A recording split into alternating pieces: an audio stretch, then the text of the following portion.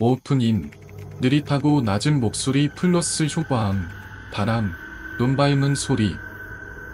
경상북도 문경 어기마을. 눈이 쌓인 그 마을엔 절대 건드려선 안 되는 그림이 하나 있다. 그걸 본 자는 매일 밤 잔련한 머리 일이 속삭임을 듣는다. 너까지 죽고 싶어? 하는 미술대학 3학년. 서울에서 바쁘게 생활하다 밤하늘 맞아 외증조 할머니라 남기신 한옥에 잠시 머무르기로 했다. 그 집은 깊은 산중턱 문경에서도 가장 미진 마을에 있었다. 한옥 대문을 여는 순간 먼지와 한기, 그리고 어디선가 묵은 피 냄새 같은 디릿함이 훅 들어왔다. 설마 집이 오래돼서 그런가? 하는 손전등을 들고 집 안을 둘러보았다. 마루에는 할머니라 생전에 쓰셨던 검은 목침이 놓여 있었고 작은 불상 하나나 먼지에 덮여 있었다. 그날 밤 그녀는 창고 한쪽에서 벽기로 숨겨진 그림을 발견했다. 캔버스는 천이 아닌 비단이었다. 등 위에 정교하게 그려진 붉은 저고리의 여인은 두 손으로 은쟁반을 들고 있었다. 쟁반 위에는 눈을 부릅뜬 채 입을 벌리고 있는 남자의 머리가 있었다. 그림을 보는 순간 하는 마치 누군가나 네 속을 긁는 듯한 느낌을 받았다. 그리고 그날 밤 꿈속 눈이 내리는 마땅 매화나무 아래엔 피를 머금은 듯한 붉은 치마가 털럭였다. 머리는 소리까지 흘러내렸고 그녀는 뭔가를 속삭이고 있었다. 하지만 입은 닫혀 있었다. 그런데 그 말이 귀 속으로 선명히 들어왔다. 그는 나를 탐하지 않았다. 그러니 나는 그의 영혼을 취할 수밖에. 하는 몸을 몸질일 수 없었다. 꿈속의 자신은 한복을 입고 있었다. 그리고 손엔 그림 속 금은쟁반이 들려 있었다. 눈을 떴다. 숨이 가빴다. 밖은 아직 어둠이 가시지 않았고 찬물에 기침 자신의 얼굴 뒤도 그 붉은 한복을 입은 여인의 실루엣이 잠시 스쳐 지나갔다. 하는 비명을 지르며 불을 탔다. 전등이 켜지자 아무도 없었다. 하지만 바닥엔 누군가 걷고 간 듯한 눈 젖은 발자국이 한 줄기 남아 있었다. 그녀는 손목을 감쌌다. 붉은 멍 자국 하나다. 마치 누군가에게 잡힌 흔적처럼 선명했다. 그림 앞에 다시 섰다. 확실히 처음 봤을 때보다 그 여인은 조금 더 웃고 있었다. 그 입꼬리 아주 조금 오르나다 있었다. 오프닝 느리고 낮은 목소리 플러스 효과음, 종소리, 한옥 바람 소리. 그림 속 여인을 아는가? 오래전 이 마을 어귀에서 억울하게 잘려난 여인의 목이 있었다. 이름은 선화. 하지만 그 누구도 그녀의 이야기를 입에 올리지 않았다. 다음 날 아침 하는 동네 작은 도서관에서 오래된 마을 연대기를 찾았다. 책장 속 깊이 먼지 쌓인 문집 한 권. 표지엔 어기마을 구전선화집이라 적혀 있었다. 1932년 기록. 마을의 전에 내려오는 금기 중 하나는 이러했다. 내와 아내의 땅을 파지 말것. 벽 속 붉은 여인을 꺼내지 말것. 그림과 눈이 마주치면 피의 날이 다시 열린다. 그리고 그 옆엔 흐릿한 그림 한 장이 붙어 있었다. 판이 본 그림 속 여인과 똑같은 복장을 한 여자. 은쟁반을 들고 있다. 눈은 없다. 그림이 지워진 게 아니었다. 애초에 눈이 없는 채로 그려진 얼굴이었다. 설마 이게 설화? 집으로 돌아온 하는 외할머니 방 안에 있던 오래된 장롱을 뒤지기 시작했다. 그 안엔 묵은 편지 뭉치, 사진, 그리고 하얀 비달에 쌓인 모험다가 나왔다. 조심스럽게 풀자 설화의 그림이 한 장 더 나왔다. 이번엔 눈을 감고 고개를 숙인 설화. 그리고 옷자락 아래 붉은 글씨로 이렇게 적혀 있었다. 나를 꺼낸 자여. 내 마지막 기억을 보게 될 것이다. 그날 밤 하는 다시 꿈을 꿨다. 하지만 이번엔 더 생생했다. 마치 그 시대 속 인물이 된 듯했다. 꿈속 1930년대 어기 마을. 마을은 큰 가뭄과 병으로 무너져가고 있었다. 사람들은 점점 미쳐갔다. 그 무렵 마을 일지였던 용성군은 자신의 권력을 지키기 위해 젊고 아름다운 설화를 제물로 삼았다. 그림의 봄이 나라. 그리하여 마을의 불길함을 가둬야 하노다. 그녀는 내와 아래에서 살해당했다. 그리고 그 피로 그려진 그림. 바로 지금 한이 벽에서 꺼낸 그 그림이었다. 꿈에서 깬 하는 그림 속 설화와 눈이 마주친 듯한 느낌에 가슴이 쿵쿵 뛰었다. 그리고 그 순간 그림 속 여인의 일이 조금 더 벌어져 있었다. 기억하다. 넌 나를 꺼냈다. 이제 너도 내 이야기를 마주해야 한다. 입은 뭐였으면 좋겠어? 살로메는 묻지 않았다. 그녀는 말없이 어머니를 바라보았다. 캐로디아는 딸의 눈동자 속에서 망설임을 읽었다. 그리고 조용히 입을 열지 않고 입술로만 그렇게 말했다. 요한을 죽이라고 해줘. 사람들은 그 날을 잊지 못했다. 왕의 생일잔치, 궁전은 호화롭게 장식되어 있었고 수백 개의 촛불과 향이 공기 속을 채우고 있었다. 술과 오순, 춤과 산호가 오가는 사이 한 명의 소녀는 인생에서 가장 잔혹한 선택을 마주했다.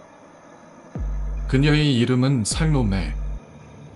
왕 헤로데 생일잔치에서 눈부신 춤으로 모든 이의 시선을 빼앗은 그날다. 왕은 약속했다.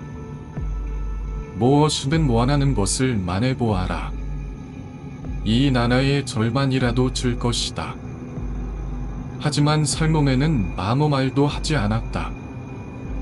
그녀는 어머니 헤로디아를 바라보았고 헤로디아는 마치 기다렸다는 듯 입술로만 소원을 속삭였다. 요한의 목을 달라고 해. 살로메는 멈칫했다.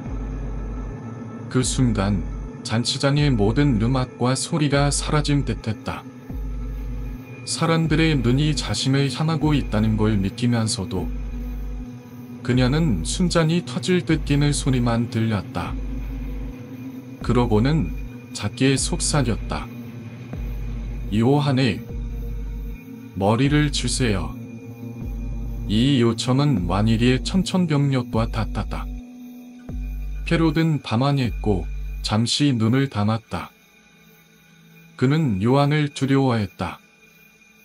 그의 입에서 나오는 말들은 마치 신의 목소리 같았고 그를 지리는 것은 신을 거스르는 일과 같았다. 그러나 왕은 이미 말해버렸다. 공개적인 자리에서 수많은 귀족과 신하들 앞에서 무엇이든 주겠다. 그 말을 번복하는 것은 왕의 권위를 무너뜨리는 일.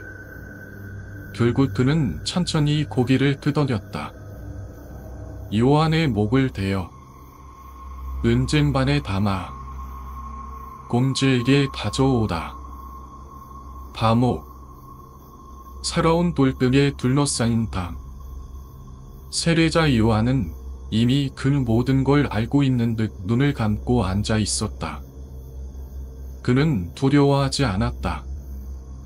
아니, 오히려 마지막 순간을 받아들이고 있었다.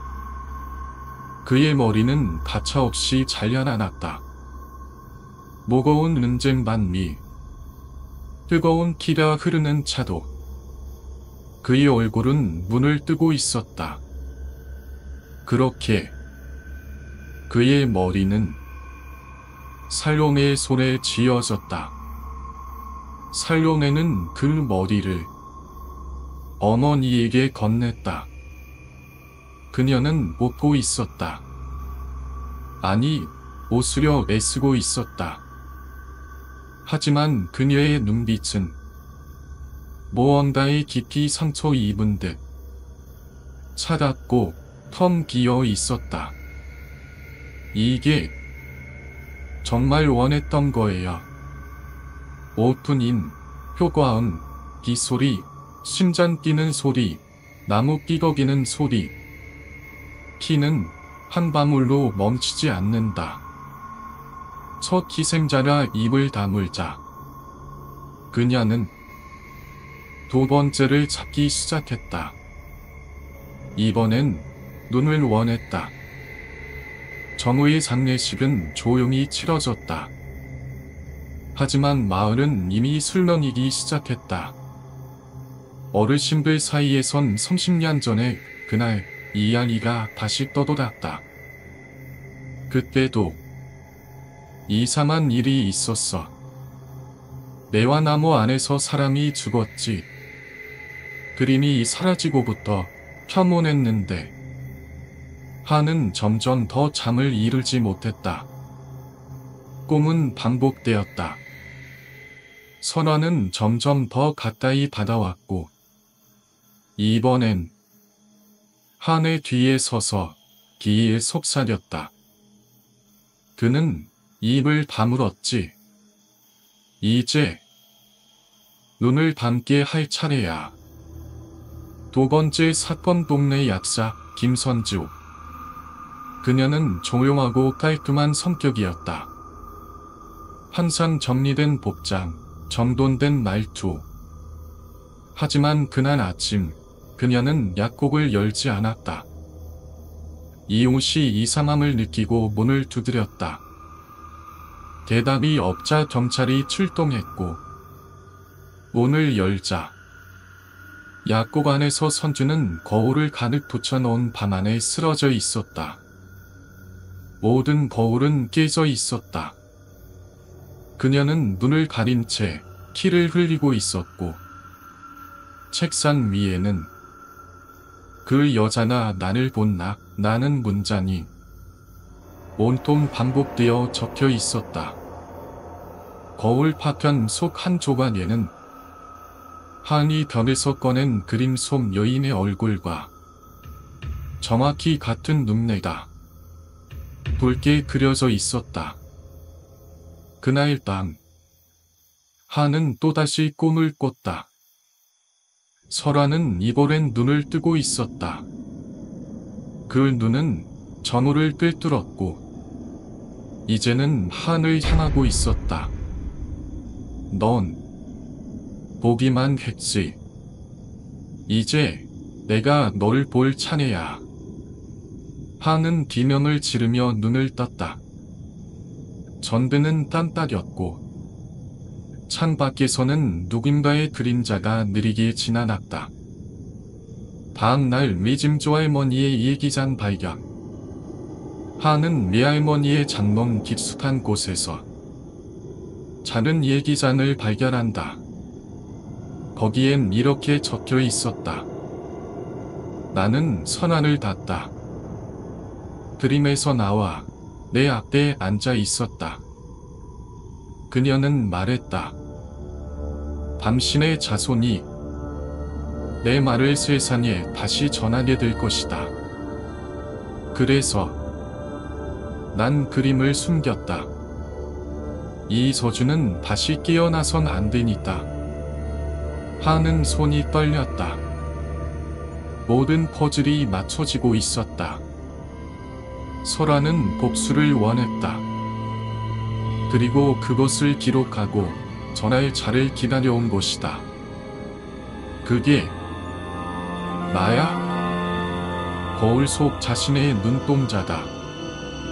그림 속 설아의 눈동자와 서로 겹쳐 보이는 순간 전등이 꺼졌고 그림이 걸린 벽에서 기이한 찢어지는 소리가 들려왔다.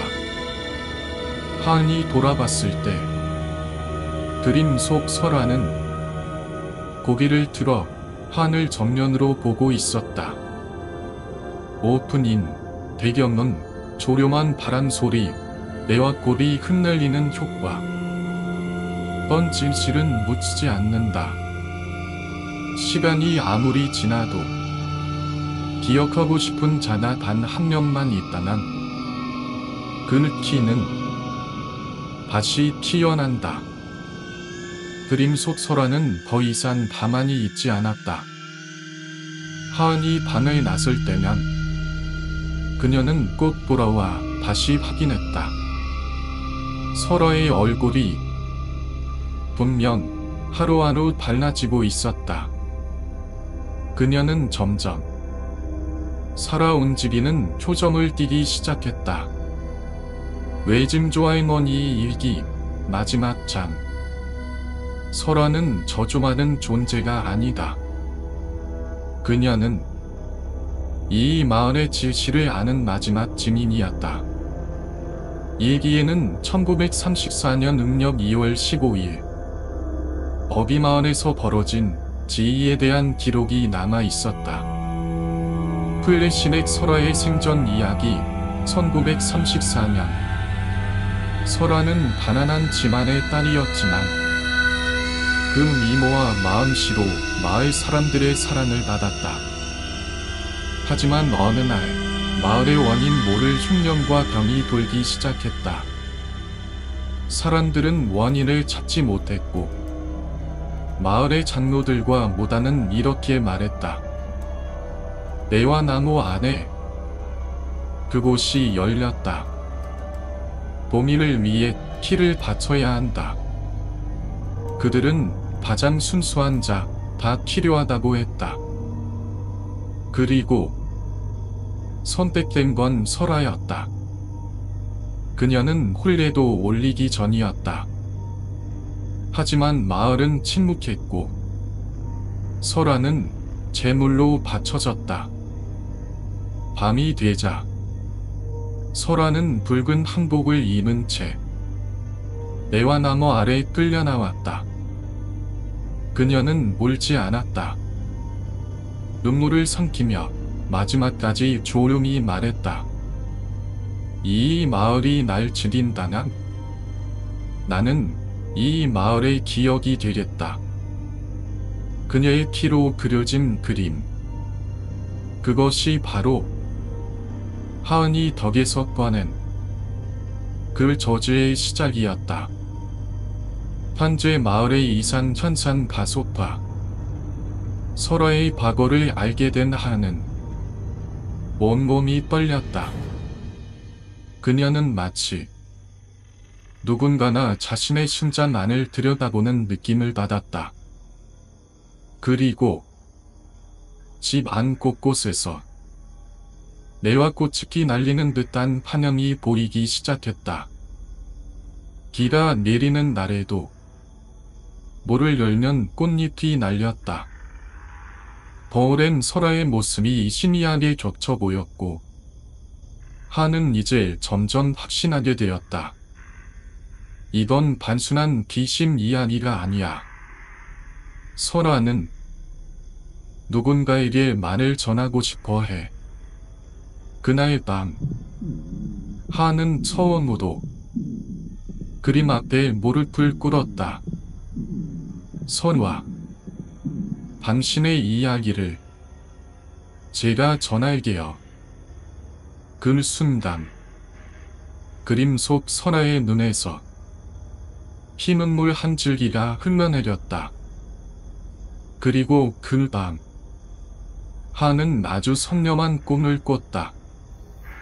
꿈속 설아와 한의 대화. 설아는 한 앞에 앉아 있었다. 이번엔 붉은 한복도 은쟁반도 없었다. 그저 긴 머리를 투르헤치고 조용히 하늘 바라보며 말했다. 나는 원한이 아니었어. 그저 기억되고 싶었을 뿐이야. 하는 눈물이 났다. 설아는 손을 뻗어 한의 손등을 조용히 감쌌다. 이제 세 번째 키가 필요해. 그래야 나의 이야기다 끝낼 수 있어. 오프닝, 표과음, 두근거리는 심장 소리, 낯길 깔린 북소리, 한엄분 띠덕이는 소리. 설아는 단지 원망이 유령이 아니었다. 그녀는 하나의 기억이며 하나의 복시였고 끝내 누군가를 통해 자신을 다시 세상에 드러내려 했다. 그날 밤 한은 잠들지 못했다. 그림 속 설아는 더 이상 정적인 존재가 아니었다. 그녀의 눈동자는 마치 살아있는 자처럼 한의 눈을 똑바로 바라보고 있었다. 방 안은 조용했지만 어딘가 숨이 막힐 듯한 기운이 반돋았다. 외짐조 할머니의 마지막 기록. 장롱 밑반 안에서 발견된 마지막 편지. 편지는 외짐조 할머니가 남긴 경고였다. 설아는 기억되길 원했다. 하지만 그것이 끝이 아니었다. 그녀는 다시 살기를 원한다. 세 번째 키. 그것이야말로 저주를 완성시키는 마지막 조합이다. 꿈속 키의 예언. 파는 또다시 꿈속에서 애완나무 아래에 서 있었다. 이번엔 설아 혼자 있지 않았다. 그녀 뒤엔 전호와 약사 선지의 그림자가 서 있었다. 그를 모두 눈이 없는 채 골리 하늘 바라보고 있었다. 설아가 다가왔다. 이번엔 묻지 않았다. 그녀의 목소리는 낮고 슬펐다. 나를 죽인 자들 중 목소리를 가진 자는 입을 떼냈고 나를 잊은 자는 눈을 찔렀지. 그런데 넌 날 기억했어. 넌 내가 될 자야. 하는 두려웠다. 당신을 기억하겠다고 약속했을 뿐이야. 당신을 대신하고 싶단 말은 하지 않았어. 하지만 설아는 조용히 대답했다. 너는 이미 나를 꺼냈잖아. 그림에서 날 다시 이 세상으로 데려온 자는 결국 날 대신하게 돼. 현실 장마나 시작되던 날 갑작스러운 폭우. 하는 목상 위 작은 마루에 앉아 있었다. 그림은 이제 더 이상 천조간이에 불과하지 않았다. 설아의 눈동자는 그림을 뚫고 한의 영혼을 파고들듯 깊어졌다. 그 순간 선둥과 함께 변이 갈라지는 소리가 났다. 한은 본능적으로 알았다. 이 밤이 마지막이라는 것. 별마의 른쟁반. 한은 잠든 듯 꼬였지만 손에는 른쟁반이 들려 있었다. 마치 누군가에게 그것을 전달해야 한다는 사명을 품은 듯이. 그림 속 설아는 사라졌고 대신 그 자리에 한이 앉아 있었다. 한복을 입은 채 긴 머리를 늘어뜨리고 입술 사이엔 미소가 살짝 흘러 있었다. 거울엔 한의 모습이 아니다. 설아의 모습이 비치고 있었다. 암전, 자막 등장. 기억하다. 저주는 끝나지 않았다. 그녀는 이제 내가 누군가의 기억 속에 살아있는 한 다시 돌아온다.